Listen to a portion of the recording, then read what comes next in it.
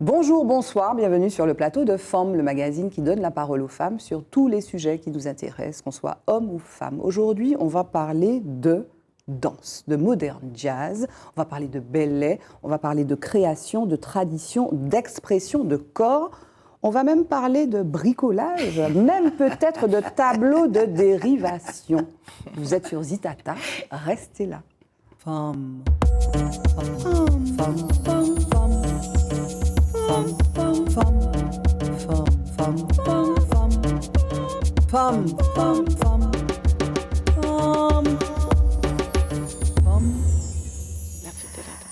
Alors, en ce jour, on enregistre le jour de la fête de la danse. Eh bien, j'ai l'honneur de recevoir une danseuse, Marlène Zecler. Comment ça va? Très bien. Ça va bien? Super. Et une chanteuse qui danse aussi, c'est pas son métier. Ben oui. Voilà, Nénéto. Comment ça va, Nénéto? Ah ben ça va très bien. Ça va bien? Oui, oui, oui, oui, Voilà. on tient. Bon, tant mieux. Bon, comment on dit on tient? Ça va, on tient. Ça, Oui, non, mais il faut bien dire on Qu'est-ce que tient. ça veut dire on parce que- tient? Non, Ça non, veut dire parce la que- vie est dure, la vie est dure. Non, non, non, il n'y a pas que la vie ici. Alors Bon, il faut tenir en toute occasion. Mais la condition humaine, c'est de tenir. Oui. Tu nais, tu tiens, Oui, voilà, de puis ne moi, pas tu se tiens plus, bouffe. décourager, de rester dans la trace de, De voilà, la trace de quoi, pour des toi? ancêtres, D'accord.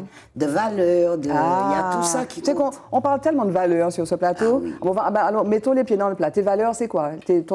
Ton top 3 de valeurs, ce serait quoi? Oh, c'est déjà... ça concerne la famille, c'est la tolérance. Bah, tu réfléchis. Oui, je Bah, j'ai dit réfléchis quoi, mais parce ça que peut être, oui, c'est ça. Moi, c'est être en Marlène. bonne santé, pouvoir faire ce que j'ai à faire. Et puis quoi encore, être toujours d'attaque. Voilà. Moi, je suis quelqu'un de positif. Donc, En toutes circonstances. En toutes Toi, circonstances. tu vois le verre à moitié plein. Oui, on Ouais, pourrait ouais. dire comme ça. Ouais, Moi, ouais. je suis pour être toujours au combat et faire front devant toutes les difficultés. Alors, c'est vrai que les valeurs nous définissent, mais je vais vous poser la question rituelle. Est-ce que vous pouvez vous présenter? Donc, Nénéto. Bah alors moi, Nénéto, René Capitaine, une chabine. Ayuka, ouais, ça. Oui, oui, oui, oui, voilà. Une chabine, donc je fais du ballet, je chante.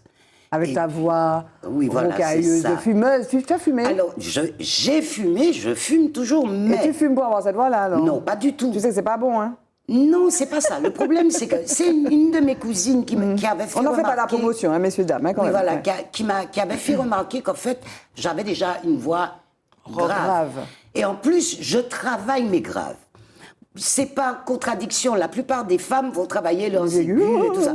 Et moi, j'ai décidé de travailler mes graves parce que je trouve qu'une voix grave, on l'écoute avec beaucoup plus d'attention qu'une voix aiguë. Oui. La voix aiguë, même au niveau des chansons, les voix aiguës, on n'écoute même pas le texte, on va écouter La technicité. performance vocale, combien d'octaves, tandis qu'une voix grave, oui. Là, on est obligé de faire attention. Oui, mais il faut tenir la note, quand même. Parce que tu Il faut dis, tenir voilà. la note et puis il faut de bon.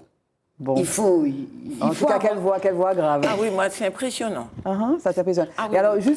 juste sans dévoiler tes petits secrets, donc comment tu travailles? Donc, tous les jours, tu travailles ta voix?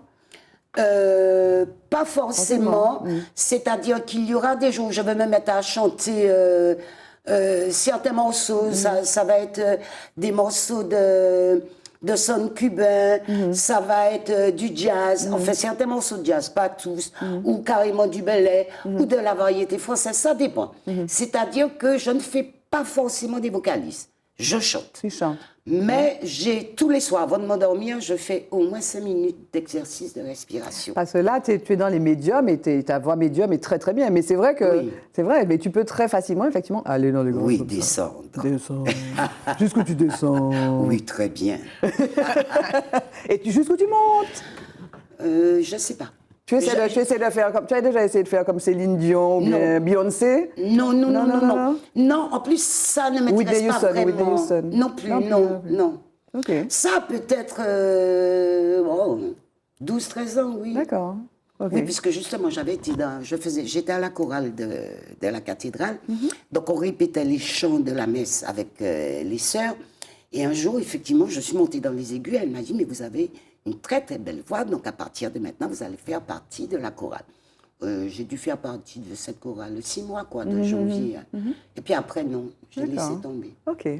Marlène, est-ce que tu peux te présenter? Marlène Zéclair. Oui. Alors, je suis professeure de danse depuis 1983 et j'enseigne le modern jazz dans mon école qui s'appelle le Centre de danse Marlène Zéclair. Que tout le monde connaît. Alors, c'est une institution. Bon, enfin, on dit ça. Mais dans cette école, on enseigne plusieurs disciplines, comme le classique, le tango argentin, la danse orientale, les claquettes. Voilà. Le classique, tu as dit? Le classique Pas de également. hip-hop? Pas de hip-hop. Malheureusement, je n'ai pas trop. Enfin, T'as pas de prof? Je n'ai pas eu de prof. Jusqu'à présent, j'ai tenté, et puis ça n'a pas fonctionné, donc j'ai pas insisté. Et comme je sais que par ailleurs, il y a des cours de hip-hop Au CERMAC notamment. Il y a donc, à Sainte-Luce aussi. Exactement. Donc, bon. Et puis, j'ai pas eu tellement de demandes pour le hip-hop. Okay. Voilà. Mais c'est surtout pour le classique et le modern jazz. Et alors, et toi, c'est vrai que bon, on connaît notamment la partie, enfin, tes élèves participent à des concours, du CND notamment. Oui. Mais toi, tu es arrivée à la danse comment? Alors, comment je suis arrivée à la danse? J'étais d'abord étudiante en droit, je faisais des études de droit, mais en parallèle, j'allais au CERMAC et je prenais mes cours avec Jean-Claude Zadit. Et j'étais tout le temps à l'atelier danse contemporaine et je passais plus mon temps à la danse qu'au droit, en fait, qu'à l'université. Et donc, au bout de 2-3 ans, quand j'ai eu ma licence en droit, j'ai dit à ma mère que je voulais faire de la danse, que je partirais. Et ça a été un drame, parce que maman disait, non, c'est pas possible. Moi, elle me voyait avocate.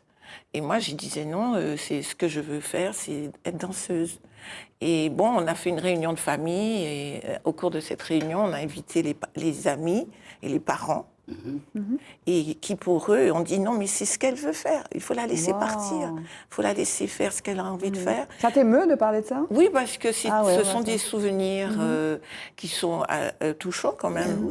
Et puis surtout qu'à l'heure actuelle, les jeunes, je vois qu'il y a beaucoup de jeunes qui partent faire de la danse et c'est normal. Avant c'était pas... Parce que c'est artistique et tu gagnes pas ta vie. Parce que eux, ils voyaient comme quelque chose qui n'allait pas m'apporter... Voilà, de léger, de ludique. Oui, mais que ça n'était pas un métier. En faire un métier, oui. Les parents, ils voulaient pas. C'était pas un métier pour eux. Ils n'avaient pas d'exemple de réussite professionnelle en danse. À l'époque. Oui, à l'époque, il y avait très peu, à part, il y avait Ronnie Hall qui enseignait, il y avait le CERMAC, il y avait les cours de danse, mais il n'y avait pas vraiment de...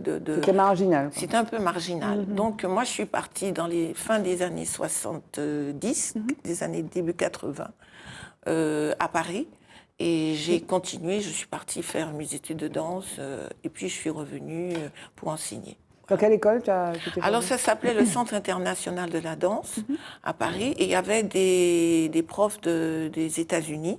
C'est tout ce foisonnement de danse contemporaine qui commençait à Paris. Et là, je suis arrivée au bon moment. C'était qui ce danseur? C'est Nouriev? Alors Nouriev, c'était du classique. Du classique, voilà. Non, mais c'était aussi l'époque, non? C'était l'époque de Nouriev, effectivement. Voilà. Mais c'était du classique. C'était du classique. Nous, c'était Martha Graham. On parlait de Martha Graham, de José Limón, de toute cette technique de danse qu'on disait moderne. Mais le mot a changé et est devenu danse contemporaine. D'accord. Voilà. Il y a une évolution du mot moderne qui est devenu danse contemporaine. Mais toi, c'est moderne, là, pour le coup. Moi, c'est moderne. Si tu veux, je fais un mélange. Moi, j'ai créé mon propre style par rapport à tout ce que j'ai appris. Et je dis moderne jazz, parce que j'ai des influences de jazz et de moderne en même temps, contemporaine. De danse contemporaine. Mais c'est vrai qu'à cette époque-là, il y avait le Centre américain de la danse. Ah, le Centre américain, oui, je connais. Mais oui, puisqu'à un moment, moi aussi, je faisais mes études et je m'étais dit, bon, je vais aller voir, puisque ça aussi, ça m'intéressait. Oui. C'est vrai. Oui. Il y avait le Centre américain, il y avait Clichy, à Clichy, et le CID, le Centre international de la danse. Et toi, tu as fait des études de quoi, Nelly? Alors, j'ai commencé par après le bac, un CAP d'esthétique. En étant en esthétique, on avait une partie maquillage et le prof m'a dit, mais vous êtes vraiment doué, vous devriez faire du maquillage professionnel. Donc à ce moment-là, j'ai fait l'école de Christian Chauveau qui était une école à l'époque extrêmement réputée. Et après ça, je voulais rester là-bas. Je devais entrer dans comment on peut dire ça, une sorte d'institution ou d'école où on travaillait sur des tournages en journée. Et le soir, on continuait à avoir des cours théoriques. Mais bon, mon père a décidé, bon là, il faut que tu rentres en Martinique, ça va bien se passer. Enfin bon, bref, tu vas trouver une clientèle. Et moi, je m'étais dit à cette époque, ce qui marchait en Martinique, c'était les salons de coiffure, pas l'esthétique. Il y avait très, très peu d'esthéticiennes à cette époque-là. Puis en plus, les femmes étaient plus préoccupées par leurs cheveux que par leur peau, le corps et tout ça. Et puis même les soins du corps n'étaient pas aussi performants que ceux d'aujourd'hui. Donc, et puis après ça, bon... Donc tu as fait quoi du coup? Tu as fait? Quand je suis rentrée, après j'ai laissé tomber. Ça ne marchait pas vraiment. Je me suis mariée, j'ai eu mes 4 enfants. Nous sommes partis en Guyane. En Guyane, j'ai décidé de reprendre mes études de droit. Ensuite, je suis revenue en Martinique. Ben voilà. Il y a des rapports. J'ai remarqué que beaucoup d'étudiants qui font du droit, en général, sont des artistes soit refoulés, soit ils mettent cette partie-là de côté, et puis un jour ou l'autre, ça ressort. Ça revient, oui. En tout cas, ce que vous racontez, c'est aussi le poids des parents, aussi, la crainte des parents dans la... Elle a eu la chance qu'on lui dise, tu as envie de faire ça, vas-y. Eh ben moi, non. Moi, j'ai pas imposé ça. Ah oui. Tu as des regrets? Ah oui. C'est vrai? Ah oui. Moi, je voulais continuer sur cette voie. Parce qu'à l'époque, en plus, on commençait à faire ces fameux films comme La Guerre des Étoiles qui réclamaient du maquillage. J'aimais beaucoup. Moi, je ne me voyais pas passer mon temps à faire, je veux dire, les défilés de mode et tout ça. Moi, ce qui m'intéressait... C'était le cinéma. Oui, c'était ça. Pouvoir transformer les gens. Oui. Parce que là, il y a eu... C'est un travail artistique très abouti. Tout à fait. Et bon, ben, j'ai pas eu l'occasion de le faire, j'ai raté le coche. Tu as quand même fait du maquillage avec Max, notamment. Oui, j'ai fait du maquillage avec Max. On a fait quand même pas mal de choses. Et puis, je me suis... avec le carnaval aussi. Tu t'éclates, là, quand même. Pendant le carnaval, là, oui, je m'éclatais. Et tu n'as pas fait de formation après, pour pouvoir accéder à ce savoir-faire spécifique? Non. Ben, marié, 4 enfants, c'est un peu compliqué. Mais il a encore temps, Nénéto. Attends. Non, vu mon âge, là, c'est... Il faut se former tout au long de la vie. Non, oui, mais bon, déjà, les produits ont vraiment évolué. D'accord. Ah là, aujourd'hui, on peut faire des choses extraordinaires en maquillage. Non, mais peut-être, hein, bon, je dis non pour le moment. Voilà, peut-être que ça va me reprendre. On ne connaît pas l'avenir, le futur. Mais oui. On fait un premier break, là, on commence à bien vous connaître, on va continuer, hein, et donc après ce jingle Focus. D'accord.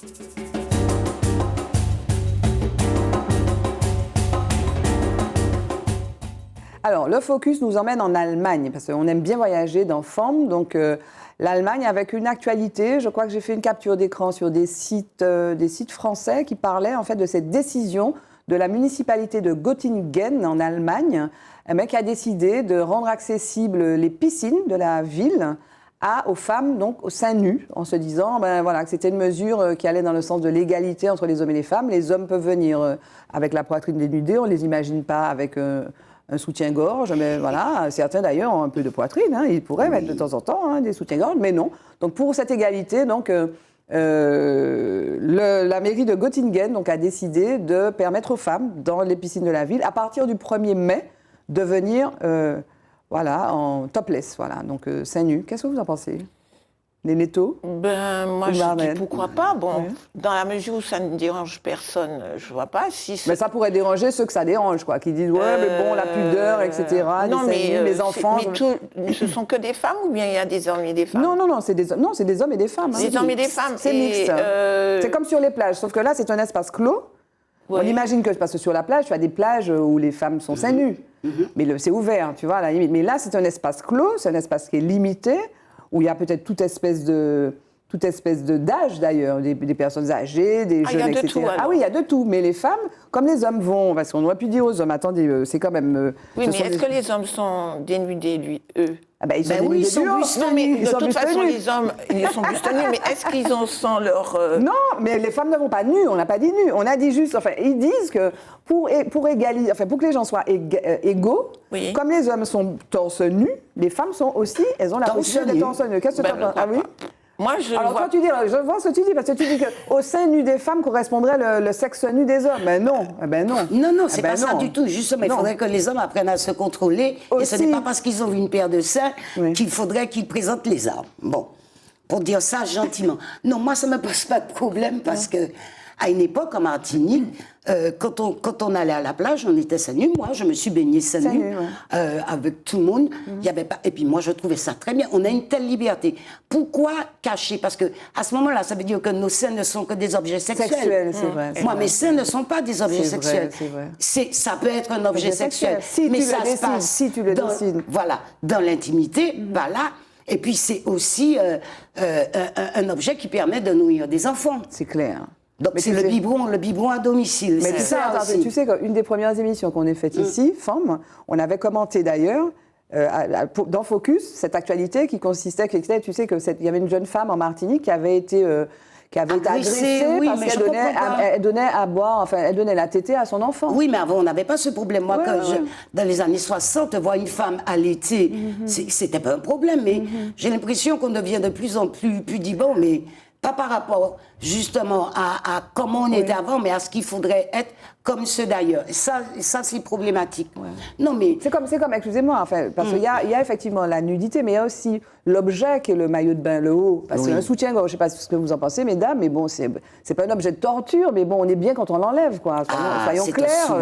Quand on peut l'enlever, qu'est-ce qu'on est bien, quoi. Qu'est-ce qu'on est bien. Ben voilà, c'est ça. Donc, au fait, avoir les seins toujours enfermés, c'est peut-être contre nature aussi. Voilà, donc c'est imposé. Oui, et c'est imposé. Donc non, moi ça ne me gêne pas, à condition que s'il y en a qui se sentent gênés ou qui n'arrivent pas à se contrôler... Alors quand même, je vais quand même rectifier parce que effectivement... Pour répondre à Marlène, les enfants ne sont pas là quand même. La municipalité s'est justifiée en indiquant que cela ne devait pas compromettre les cours de natation scolaire en semaine. D'accord? Donc ils ont quand même limité, pour faire plaisir peut-être aux pudibons, à ceux qui ne seront pas d'accord. En tout cas, il y a effectivement une restriction dans le temps. Tout à fait. Ok, mais c'est quand même un pas vers une forme d'égalité. Et voilà. Et puis j'aime bien, moi, ce que tu dis, mes seins ne sont pas des objets sexuels, non. Voilà. Mais souvent, je me pose ces questions. Tu vois, bon, j'avais pas vu ça. Souvent, je me réfère à quoi? Les peuples premiers, ce qu'on appelle aujourd'hui les peuples premiers. Les Amérindiens. Oui, les Amérindiens dans la forêt. Ils n'ont pas de souci avec ça. Non. Justement, c'est quand ils rencontrent des Occidentaux qui va poser cette question ou qui va tout de suite sexualiser le corps de la femme. On voit des hommes, moi j'ai déjà vu des hommes nus, on voit leur sexe, c'est pas pour ça que ces gens-là voilà. Mais Neto, il faut déconstruire ça, il faut apprendre ça. Il faut apprendre ça. Il faut apprendre ça. Donc il y a quelque part du volontarisme. Même du temps de la préhistoire, je pense que les femmes, les hommes préhistoriques ne regardaient pas les seins des femmes. Non, mais ils étaient habitués à vivre comme ça. C'était leur état naturel. Donc, bon, après, il y a eu l'occidentalisation, on porte des vêtements, etc. Mais bon, moi, je trouve qu'il n'y a pas lieu d'avoir... Plus de polémique. C'est vrai. Non. Aujourd'hui, c'est les seins, mais vous savez qu'il y a quelques siècles, une dame n'avait pas le droit de montrer sa cheville. Parce que sa cheville, c'était quelque chose d'extrêmement érotisé. Et c'est pour ça qu'elles avaient des robes qui traînaient. Voilà. Enfin, le corps des femmes, toujours, ou souvent... montrer du doigt. Voilà. Un jingle, mot de femme.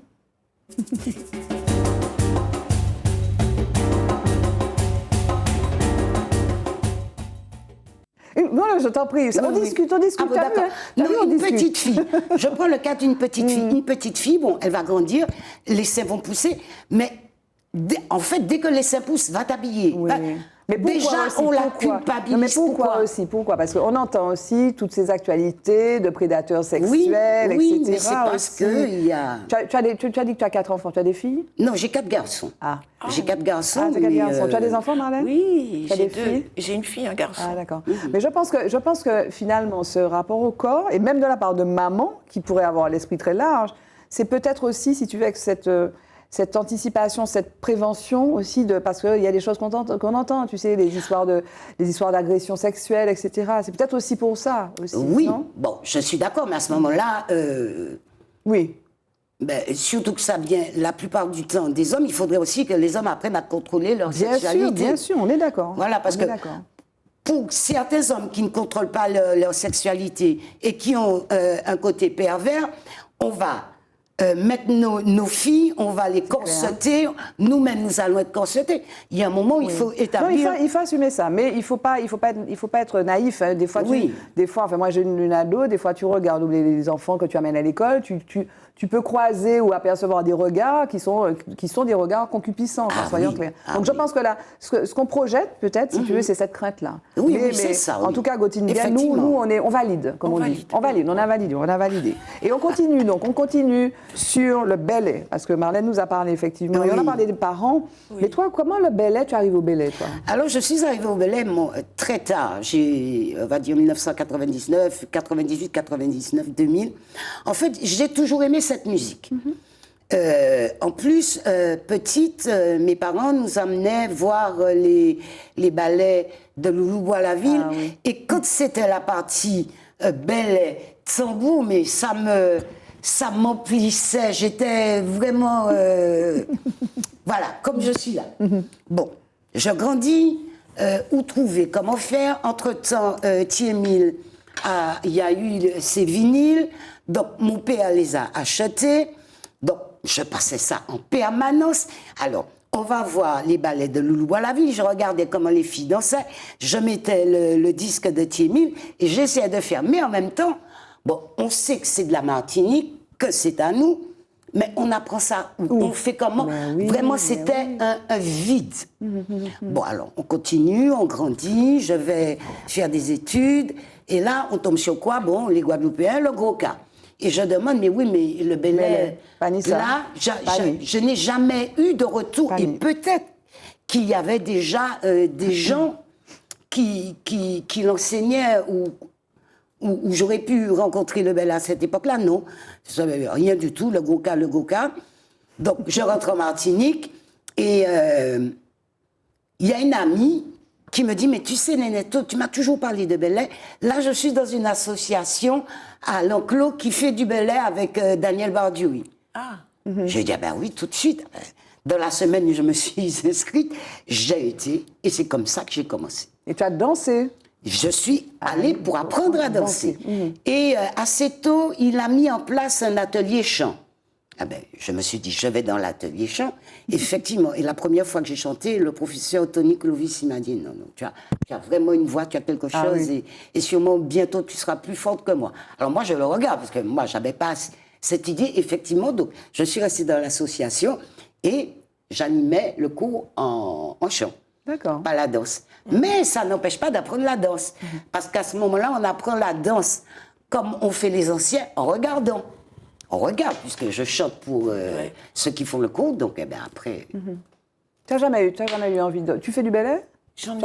Alors, j'ai fait très peu de Belay. On a fait un stage de Belay, d'ailleurs avec Daniel Bardioui, qui est venu, et puis un autre prof qui est à la M4. Oui.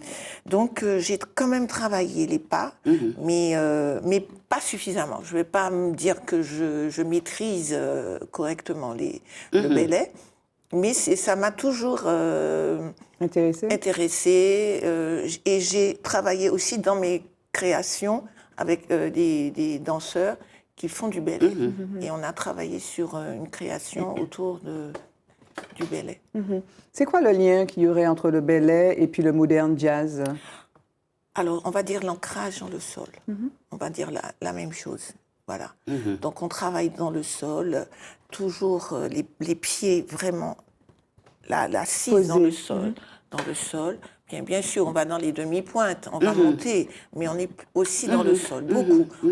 Mais voilà. Alors que le classique, on disait ça tout à l'heure. C'est dans l'élévation. Tu donnes des cours de classique aussi. Voilà. C'est dans l'élévation, on va vers la voûte céleste. Voilà, c'est la différence. Mais le classique est utile pour pouvoir maîtriser les autres danses, ou bien on peut se passer de ça? On peut s'en passer. Je t'avoue que je n'ai pas été une danseuse classique de base. J'ai fait quelques cours de classique.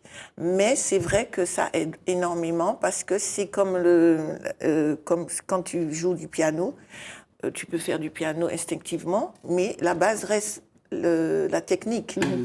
Le solfège et la technique de base. Et moi, la danse classique, c'est la technique, c'est la base. Par contre, pour le ballet, non. On passe pas par le classique, le ballet. Ça sert pas à grand-chose. Non, ça n'a rien à voir. Voilà, ça n'a rien à voir. Et c'est comme si moi, je chante ballet, puis je dis il faut passer par des cours de chant lyrique pour voir. Non, ce sont vraiment deux univers totalement différents. Qu'est-ce que ça t'apporte, toi, alors? En quoi tu t'épanouis, tu te réalises dans le ballet quand tu chantes?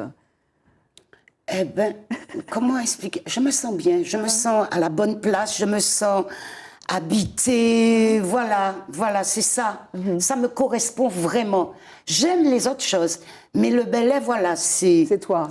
C'est moi, c'est nous, c'est ce peuple, c'est cette histoire, c'est... Voilà. Ces dernières années, il y a eu un engouement pour le ballet. C'est-à-dire qu'on te parle de l'histoire, comme c'est une culture des ouvriers agricoles, des mondes, donc c'était déconsidéré. Naturellement que ça a été déconsidéré, puisque ça n'allait pas avec ce que la religion prescrivait. Puisque c'est vrai que quand on danse, on s'exprime. Et c'est vrai que dans le ballet, étant donné qu'on a, dans la danse, qu'on a une position semi-fléchie justement pour s'ancrer dans le sol, du moment qu'on a une position semi-fléchie, le bassin est obligé de balancer. Le problème, c'est qu'on va le faire pour la danse, mais l'autre, d'ailleurs, on revient au sein nu, les autres qui n'y connaissent rien vont assimiler ce balancement à des mouvements sexuels, alors que ça n'a rien à voir. C'est la musique, on répond au rythme, c'est la posture du corps qui va entraîner, et puis ensuite toute la chorégraphie, tout ce qui va avec, tout ce qu'on a envie d'exprimer, voilà. C'est quoi les différents rythmes? Alors, nous avons le ballet, le grand ballet, le ballet pitché, le marine ballet ou bourreau, le bélia. Qu'est-ce qu'il y a? Ça, c'est dans... Il y a danse de la ligne claire, Alors, les danses de la ligne claire. Il y a le... T'as dit Mabello, déjà? Non, ben justement, la ligne claire, il y a Mabello, il y a le canigoué, il y a le roulé mango, il y a Calenda, il y a...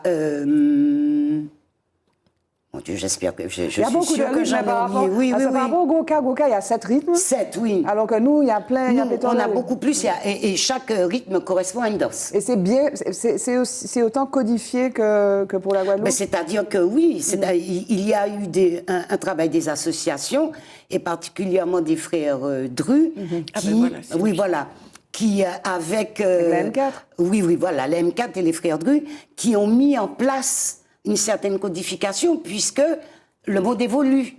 C'est plus comme avant. Là, pour apprendre le ballet, on est obligé de passer, je dirais, par un enseignement, entre guillemets, occidentalisé, c'est-à-dire qu'il va utiliser... Académique, peut-être. Oui, voilà. C'est-à-dire, à ce moment-là, ils ont nommé les pas, on a nommé les pas... D'accord. Non, il faut ça. Et les gens viennent, c'est-à-dire que les gens viennent aussi, parce que c'est une danse, c'est très énergique aussi. Ah oui. C'est-à-dire que tu te dépenses, et certains le considèrent, enfin, c'est de la culture, mais c'est aussi du sport. Tu as beaucoup de gens. Alors tu as la fille belle, tu as des choses comme ça. Oui, voilà, prennent. Alors, c'est parce que certains, souvent, prennent le ballet, vont venir dans des cours, ils vont prendre ça comme une séance de gymnastique ou je fais ma séance de sport. Ce n'est pas ça. Effectivement, c'est physique, mais pas physique comme ils Alors, quand tu dis que ce n'est pas ça, c'est quoi, du coup? Non, on s'explique. Il y a des danses qui sont physiques. Une danseuse ballet, elle a des cuisses en béton. C'est vrai parce que dans cette posture-là, oui, on a des cuisses en béton, on a des mollets aussi en béton. Et donc, certaines personnes viennent pour avoir... je dirais cet avantage, mais c'est pas ça le ballet, ça peut pas se réduire à ça. C'est quoi? C'est une culture, Il y a déjà la danse. C'est le groupe aussi. Il y a la danse, oui, parce que dans le ballet, nous sommes tous en communication. Il y a tous, nous sommes tous en lien. C'est un rond. C'est un rond déjà. La ronde ballet. Oui, c'est pour ça. La ronde ballet. C'est-à-dire que nous sommes tous reliés, interconnectés. Tout à fait. S'il y en a un qui n'est pas là, ça n'a pas de sens. Et c'est souvent, quand on fait la comparaison entre le ballet et le goka, on peut le faire seul. C'est-à-dire au tambouilleur, on fait ce qu'il faut, et puis une danseuse. Nous, il faut le tibois, il faut le tambour, il faut les danseurs, il faut la voix derrière. Et moi, quand je chante, je parle au tiboitais, au tambouiller, aux danseurs et à la voix derrière. Nous sommes en fait, le ballet, pour résumer, c'est une grande conversation. C'est ça. Il y a une connexion. Entre nous, oui. Et il y a même un ordre, Marlène, parce que quand il y a la ronde ballet, c'est le chanteur qui commence, c'est la voix qui commence. Oui, c'est la voix qui commence, et ensuite... Il y a tout un rituel, en fait. C'est pas un rituel, je dirais que c'est une manière, c'est comme ça. C'est comme, voilà, c'est une manière d'être. Ouais. Mais alors, redis-nous, parce qu'on s'adresse à des gens, enfin, on n'est pas des spécialistes, hein. Oui. Donc, tu commences, parce qu'il y a cet ordre qui est très intéressant, très important. Donc, tu commences à chanter. Mademoiselle Marie-Jeanne, Jacques. Oui. Moi, c'est ça que quand j'étais gamine, j'écoutais ça de Thiémile. Moi, il n'y avait pas de cours, comme tu disais. Oui, non, il n'y avait pas de cours. Et alors, quand chantait Mademoiselle Marie-Jeanne, Jacques, qu'est-ce qui commence après? Jacques. Qui c'est qui commence? C'est le tibois. Le tibois commence. Ensuite, le tambour. Mais entre-temps, la voix derrière répond. Mademoiselle Marie-Jeanne, Jacques, moi qu'elle est les bords, Jacques, moi qu'elle est les bords, Jacques. Donc il y a la voix derrière, et c'est ça. Et après, même au niveau de la danse, il y a le premier couple qui va commencer. Alors ça dépend, soit c'est celui de droite, soit c'est celui de gauche. Donc ça dépend de ce que les associations ont retenu. Il y a une énergie. Et puis, il y a tout un sens, voilà, tout est organisé. Pourquoi? Parce que dans le ballet aussi, il y a eu l'aspect de quadrille ou lancier qui vient d'Europe, où il y avait une organisation. Donc, le ballet, c'est une sorte de, pour ma part, de syncrétisme entre la musique africaine, les danses africaines et puis cette organisation européenne. Voilà, européenne, voilà, nous avons créé quelque chose. Le damier reste africain et le grand ballet aussi. Alors le grand ballet, c'est dans la danse, c'est dans la gestuelle où on retrouve, comme ça, une espèce de flottement, comme ça, hein, c'est ça? C'est pas essuyé, c'est-à-dire il faut essuyer le pas. C'est très joli. Mais c'est technique, c'est très technique. Ce qu'elle raconte, c'est très joli. C'est très technique. C'est magnifique. C'est quoi, Nénéto, ton morceau préféré? J'ai chanté Mademoiselle Marie-Jeanne parce que ça m'a rappelé mon enfance, mais c'est quoi ton morceau, le morceau que tu adores chanter?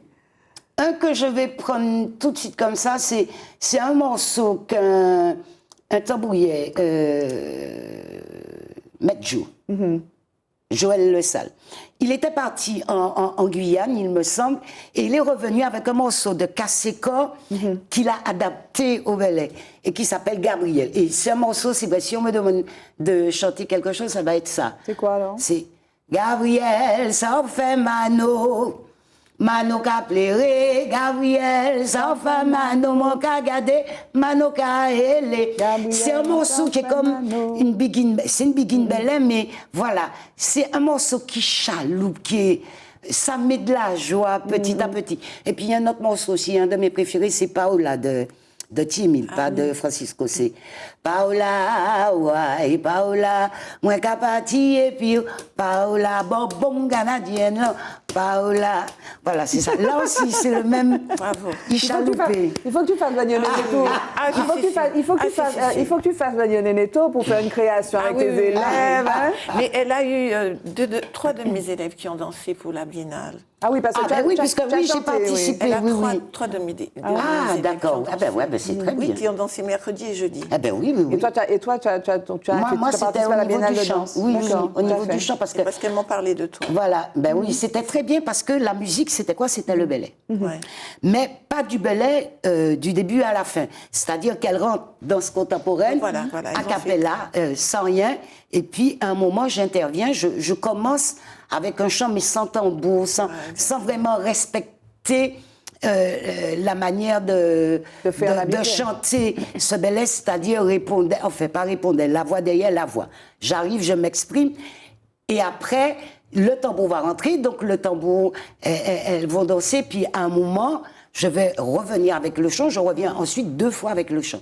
Et surtout, après, un jeune garçon qui s'appelle Curtis, qui là va chanter un morceau de la musique américaine, je ne connais même pas le titre, mais c'est un très beau morceau que beaucoup de gens doivent connaître, sauf moi, le titre naturellement. Et sitôt qu'il a fini, je reviens avec du ballet. Par exemple, le Bénézouel. Ah, j'ai oublié de citer tout à l'heure. Le Bénézouel, oui, voilà, c'est ça. Et en fait, c'était très bien ce mélange de danse contemporaine pour montrer, enfin, oui, ça avait tout un sens. Il y a un lien, parce que moi, j'ai déjà fait cette fusion avec la danse contemporaine et le ballet. On a travaillé dessus, oui. C'est une création que j'avais appelée Mangrove. Oui, je l'ai vue, moi, il y a quelques années. Oui. C'était avant le confinement. Avant le confinement. Il y en a eu un extrait lors du concours du CND, il me semble. Non, j'ai pas fait ça. C'était pour la fête de la danse. Ah, mais ça doit être ça. Et pour la fête de la danse, d'ailleurs, il y avait du hip-hop. Et ta fille avait dansé. Ah, pardon. Alors, mélange les gens, excusez-moi. Sina. Non, oui, parce qu'on avait fait Mangrove. D'accord, voilà. Mais ça doit être là que j'ai vu, effectivement. Mais c'est vrai que c'était pour, en fait, pour revenir à cette biennale, c'est montrer que les enfants vont automatiquement, parce que c'est ce qu'on leur propose le plus souvent, vers déjà des musiques différentes, et puis des danses différentes, et en fait, dans ce concept, c'était pour dire que nous avons aussi une tradition, une danse, donc ils peuvent le faire, mais il ne faut pas qu'ils oublient, puis il faut qu'ils reviennent. Mais est-ce que finalement, est-ce qu'ils pourraient considérer que c'est moderne? Parce que ce qui fait qu'ils n'y viennent pas naturellement, c'est peut-être qu'ils considèrent justement que c'est trop tradition, alors que ça reste moderne, ça peut être très moderne. C'est-à-dire que je ne parlerai même pas de moderne ou d'ancien, c'est de la danse. Voilà. En fait, deux façons différentes d'appréhender et de danser. Donc, on peut faire des mariages, on peut s'inspirer de l'un ou de l'autre, mais ça reste de la danse. Ça reste de la Parce que c'est vrai que certains parlent de ballet moderne. Non, le ballet c'est de la danse. On peut l'utiliser, l'inclure. Mais ça peut pas évoluer. Mais évoluer vers quoi? Mais par exemple, le hip-hop, par exemple, je parle du hip-hop. Okay, c'est une danse plus moderne, c'est une danse qui a été inventée dans les années 70 aux États-Unis, etc.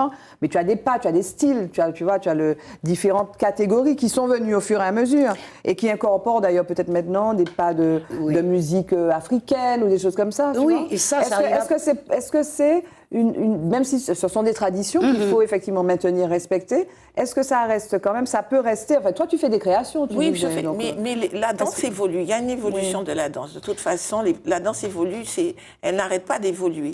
Donc quand tu dis au niveau de la danse traditionnelle de chez nous, moi je pense qu'il y a une évolution naturelle qui se fait, même si on reste dans les pas, les canons, les standards. Les standards de pas, mais automatiquement, on est obligé d'aller vers une évolution. Non, il y a les puristes et les... Non, c'est pas une question de puristes, non. Est-ce que la danse classique a évolué? Non. Non, mais tu as des danseurs classiques. Alors, je vais te dire, il y a le vocabulaire, la codification. J'ai compris ce que j'ai voulu dire, c'est ça. La danse classique a évolué. C'est-à-dire que on dit néoclassique, dans le sens qu'on a enlevé, si tu veux, le tutu. Y a mais ça, c'est l'habillement. Mais même dans les pas, même dans les pas. C'est-à-dire que la danse classique a un vocabulaire très codifié. Et donc, on ne voyait pas les danseurs classiques faire les pieds flex, par exemple. Maintenant, on voit ça. C'est à la marge, non? C'est peut-être à la marge, c'est pas généralisé. Non, c'est pas généralisé. Ça bouge, mais tout doucement, quoi. Oui, mais même, et si tu veux, le classique a ses bases. Tu vois, c'est comme, je reviens toujours, le chant lyrique aussi. On va me dire, oui, le chant lyrique a évolué. Non, certains vont enregistrer des airs lyriques avec des chanteurs, tu auras une orchestration différente, hip-hop, jazz, avec ses airs lyriques, mais le chant lyrique reste lyrique. Oui, mais parce que c'est la base. La danse classique, le ballet, voilà. Et c'est vrai que cette histoire de dire, il faut que le ballet se modernise. C'est pas faux, mais par exemple, en matière de musique, par exemple, moi je suis restée à l'expérience de Extreme Jam, par exemple, Belly Boom Bap. C'est un mélange, c'est des tentatives de mariage, de rythmes différents. Bon, c'est pas très orthodoxe, quoi, si tu veux. Non, mais ils ont le droit. Mais ce qu'il ne faudrait pas, c'est que demain, que ce qu'a fait Extreme Jam ou Belly Boom Bap, que dans 50 ans, 200 ans, qu'on nous dise que c'est ça le belly. On est d'accord, c'est comme, j'ai compris, mais c'est comme, attends, je fais un parallèle, mais c'est rigolo. Tu vois, quelqu'un comme Stevie Wonder, qui est un grand de la musique, de la musique américaine, et du jazz, et puis de la musique un peu pop aussi. Si tu veux, tu as beaucoup de reprises, par exemple, dans le rap. Oui, sauf que maintenant, les jeunes, ils ne savent pas qui est Stevie Wonder. Donc, tu as raison. C'est ça. Raison. Mais ce sont quand même des choses qui évoluent, quoi. Et on ne peut pas tellement s'opposer à ça, quoi. C'est ça qu'on veut dire. Non, mais tu sais, le ballet qu'on fait aujourd'hui, ce n'est pas non plus celui de nos grands-parents, de nos arrière-grands-parents. Premièrement, parce que le corps ne travaillait pas de la même manière. La plupart des gens qui ont pratiqué le ballet avant étaient des cultivateurs, travaillaient dans les champs de canne. Tu avais une certaine gestuelle. Bon, au fur et à mesure, ça a changé. Donc c'est vrai que cette évolution, je dirais, ce modernisme, oui. Mais parce que certains te disent, oui, il faudrait mélanger le ballet avec autre chose pour moderniser. Non. Je ne suis pas d'accord. En plus, aujourd'hui, j'ai envie de dire... Oui. Alors, je vais te donner l'exemple de Lena Blue, qui est danseuse contemporaine, qui a fait toute une étude sur le gros cas et qui a écrit un manuel de danse. Et c'est vraiment une évolution extraordinaire. Moi, j'ai vu ce qu'elle a fait. Pour moi, je trouve qu'elle a fait un gros travail. Ou alors, en fait, peut-être qu'elle note aussi, je n'ai pas lu cet ouvrage-là, mais je comprends ce que tu dis. C'est-à-dire que les choses évoluent, effectivement, par les pratiques. Doucement. Mais il ne s'agissait pas de dire qu'il faut changer. Voilà. On n'est pas obligé. Le changement n'est pas forcément positif. Hein. Mais c'est bien ça. Oui. Mais ça s'adapte. En revanche, qu'il y ait des expériences comme celles que tu as pu faire, par exemple, ou bien les expériences musicales de Jeff Bayard ou Belly Boom Bap. Oui, on peut tout faire. Mais... je dis beaucoup, un certain nombre de personnes disent « Ah oui, mais il faut moderniser. Mais moderniser quoi ? Pour faire qui ça, On ne modernise pas le ciel bleu. Le ciel est bleu. Oui, c'est sûr. Alors, effectivement. Moi, je veux vous poser une question. Est-ce que vous pensez, parce qu'on a parlé de... Toi, ton cours est privé. C'est une école privée. Est-ce que vous pensez qu'il y a assez de lieux ? On parlait de où est-ce qu'on apprenait le ballet à l'époque. Bon, maintenant, il y a des endroits. Ah oui, là, mais est-ce que vous pensez qu'il y a suffisamment de lieux parce qu'à l'école, il y a du sport, il y a des choses, mais bon, il n'y a pas de danse. Si on veut faire danse, il faut aller dans des cours privés ou dans des cours les communaux, les associations. Voilà. Est-ce qu'il y en a assez ? Est-ce qu'un enfant qui veut progresser, qui veut avoir, se demander peut-être au bac, qui peut faire ça comme métier. Est-ce qu'il y en a assez ? Est-ce qu'il y a assez de cours publics, par exemple ? Qu'est-ce que vous pensez ? Alors, au niveau des cours publics, il n'y en a pas, à part le CERMAC. Là, on vise, je pense que bientôt, il y aura un conservatoire qui va se faire, mais j'estime qu'il n'y a pas assez d'écoles. C'est un conservatoire de musique et de danse ? Oui, musique et danse. Et concernant les écoles de danse, je trouve qu'il n'y en a pas suffisamment. Qu'est-ce que tu en penses ? Enfin, du côté de l'école de danse moderne, classique et tout. Et puis, avec la pandémie que nous avons eue, il faut dire qu'il y a eu, ça a été catastrophique. Beaucoup d'enfants ont arrêté... ont arrêté la danse. Oui, ils se sont refermés sur eux-mêmes. Ils se sont refermés sur eux-mêmes et c'est dommage. Donc j'espère que les choses vont évoluer autrement et que les enfants vont revenir. Parce que c'est important que les enfants s'expriment. Oui, c'est ça le but, de pouvoir aux enfants à côté de leur l'école, pouvoir s'exprimer. Surtout que dernièrement, je parlais avec une enseignante qui me faisait remarquer qu'aujourd'hui, en fait, les enfants ne jouent plus. Mais ils ne courent plus. Ils ne jouent plus, c'est-à-dire inventer des jeux, etc. Donc s'ils ne dansent plus, ils ne jouent plus, et puis qu'ils sont derrière les écrans. C'est-à-dire que les enfants sont devant leur petit écran et là, ils sont hypnotisés par ça. Et d'ailleurs, quand je commence mes cours, je dis tout de suite, déposez vos portables. C'est infernal, cette affaire de portable. Il y a de vraies, c'est comme une drogue. Il y a de vraies conséquences de ça. C'est une drogue, oui. Tu travailles sur une création parce que ton cours, en fait, tu produis des créations. Oui, chaque année. Il y en a eu Histoire du jazz années 60, Kirikou, c'est ça? Oui, Au cœur de la forêt. Est-ce que ces jours-ci, tu travailles donc, sur Alors une création? oui. Là, je suis en pleine création et le thème, je peux le dévoiler, c'est sur la pollution, ce qu'on vit actuellement. D'accord. Mais qui me fait tousser d'ailleurs. Si vous me demandez pourquoi je fais... Il y a la boule des sables. Et quand il y a la boule des sables, je fais ça. Là, les sargasses, il y a plein de choses à dire. Ouais. On vit à ce moment quelque chose de terrible. Donc, il y avait de quoi. Il y avait de la matière. Ça t'inspire. Ah oui, il y avait de Après mangrove, c'est la pollution. Ah oui, la matière, il y a de la matière. Il y a de la matière. Ouais. Et toi, Nénéto? Moi, je n'ai rien pour le moment, mais je voulais revenir, tu sais, sur les écoles. Pour le Belay, ça passe par des associations. Et je pense que les associations sont vraiment implantées un peu partout. Donc, il y en a différentes. Il y a la M4, et puis, moi, je me rappelle même pas, à Lac. Et puis, il y en a d'autres dont je ne me rappelle pas, un peu partout. Tu penses que c'est bien, ça? Oui, il y en a quand même. C'est quand même accessible. Oui, tout à fait. Oui, c'est quand même. Au Robert, au François, Rivière-Pilote. Je dirais que c'est peut-être le Nord Caraïbe qui est un peu moins... doté, moins bien doté. Oui, Carbet, Saint-Pierre, je ne sais pas s'il y en a. Shellcher, il y en a aussi, mais... OK. Oui. Il nous reste pas tellement de temps. Hein. Oui. Petite question habituelle. Quel est l'homme qui vous a le plus marqué, le plus influencé, qui a été important dans vos vies? L'homme ou l'homme avec un grand H, ça peut être le plus près, le plus loin. Qui c'est comme Marlène? Je les vois, j'aime bien. Si on est en train de réfléchir à non, je sais déjà. Alors, vas-y. Alors, c'est pas un homme qui m'a pas inspiré, mais c'est quelqu'un que j'aime énormément, c'est Mandela. Ah, Mandela. Tu sais qu'ici, on a souvent cité. Hein? Mandela, pourquoi? Cet homme a été emprisonné, a été malmené, il a fait tout ça. Et quand il est sorti, dans le contexte de l'époque, il n'a jamais appelé à la vengeance.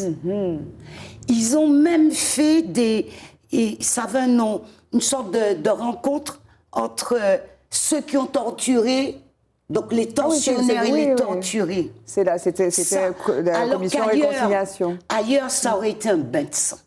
Cet homme, je l'aime pour ça, cette sagesse, parce qu'il est un homme, quelle que soit la couleur, il est un homme. Et il n'y a pas eu de vengeance, il n'y a pas eu de règlement de compte. Bon, effectivement, la société sud-africaine n'a pas progressé aussi vite que cela devrait, surtout économiquement. Oui. Ça aurait peut-être réglé tous ces petits problèmes. Il y a eu aussi beaucoup de problèmes de corruption aussi. Oui, aussi, bon, voilà. C'est-à-dire qu'il y a eu les inégalités, mais il y a aussi les problèmes, les inégalités, les problèmes sont aussi pas mal liés aujourd'hui à ces problèmes de corruption. Parce que je me suis posé la question, quel autre homme que Mandela aurait pu faire ça? Il n'y a que lui qui l'a fait. Et tu as rappelé qu'il a passé 27 années de sa vie en prison. Voilà, c'était ça. Et quand il est sorti, il est ressorti sans sentiment de vengeance. Alors qu'il était passé par la violence avant. Oui. Oui. Alors moi, je sais pas trop quoi dire. Ça peut être une femme. Des fois, les femmes ici disent « Mais non, pas un homme, moi je parle de femme. » Non, je vais dire mon père. Ah oui. Oui. Mais c'est bien de dire ça, mon père, parce que c'est lui qui m'a fait découvrir la musique, surtout le jazz. Ah oui. Oui, donc, et j'avais un amour invétéré pour les chanteuses de jazz. Ella Fitzgerald. Mahalia Jackson. Billie Holiday. Et c'est Aretha Franklin. Ah oui, les anciennes. Voilà. Et donc, c'est comme ça que j'ai découvert ce côté-là qui fait que je... Et puis, il y a une connexion avec la danse. Avec la danse, voilà. Tu veux pas lui chanter un petit morceau de jazz? Ça lui fait plaisir. Moi, j'aime beaucoup le jazz. C'est le morceau d'Ella Fitzgerald. Mais je vais reprendre un autre, mais en créole. C'est un morceau de jazz de Lizzie quelque chose. Ah oui, Lizzie, ça me dit quelque chose. C'est pas grave. Parce que c'est cette partie de jazz qui est créole.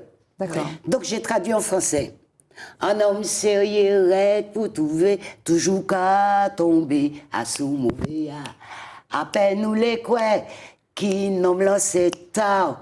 Tout n'est viré au garder qu'a fait l'amour avec notre femme. Crier et les hommes, où c'est les noms là disparaître.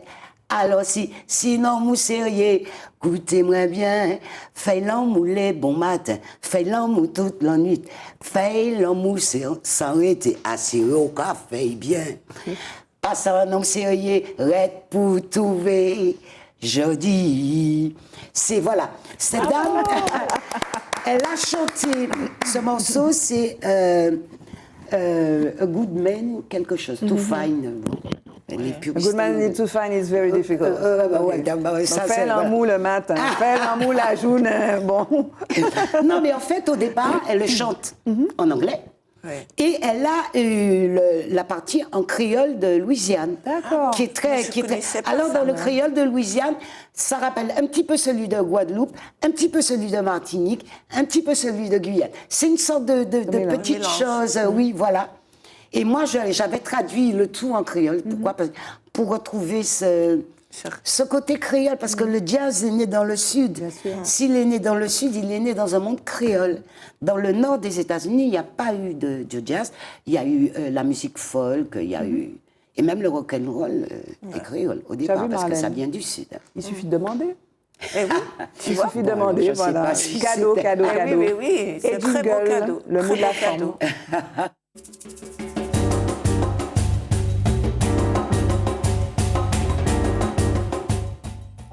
Des rapports hommes-femmes. Voilà, ce morceau parle de quoi? Des rapports hommes-femmes. Il y avait le jingle. Voilà. Ah bon 1917, tu disais. Oui. C'est-à-dire que la dame, elle cherche un homme, enfin.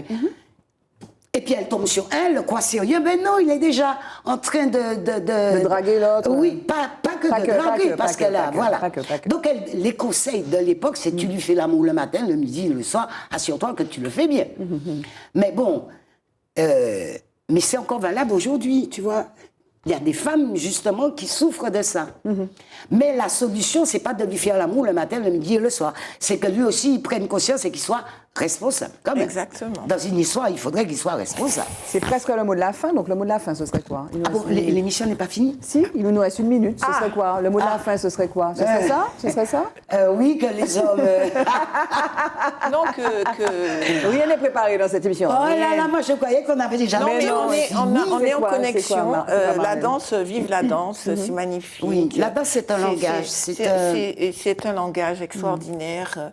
Quand on a des soucis dans la vie, il faut... Ça fait du bien. Ça fait du bien. Donc voilà, les cours de comment s'appelle ton cours? Mon école, Centre de danse Marlène Zecler. Voilà. Et puis Néné Tournat dans ton actu. En tout cas, on est très content de t'avoir eu sur le plateau. Merci, on a passé un bon moment. Oui. Je se demandais, mais qu'est-ce qu'on va pouvoir dire? Oui, moi. Voilà, mais c'était trop court. C'était trop court. Mais oui, c'est passé tellement vite. Non, une conversation à bâton rompu. Voilà. Alors souvent, je me demande, est-ce que j'ai pas été... C'est fini, Néné Tournat. Oui, non, mais je te parle. Non, mais c'est pas fini, mais on est encore à l'antenne. Ah, d'accord. Mais voilà, c'est fini. Bye bye. À bientôt sur Zita à 20h le mardi. On va y aller vite.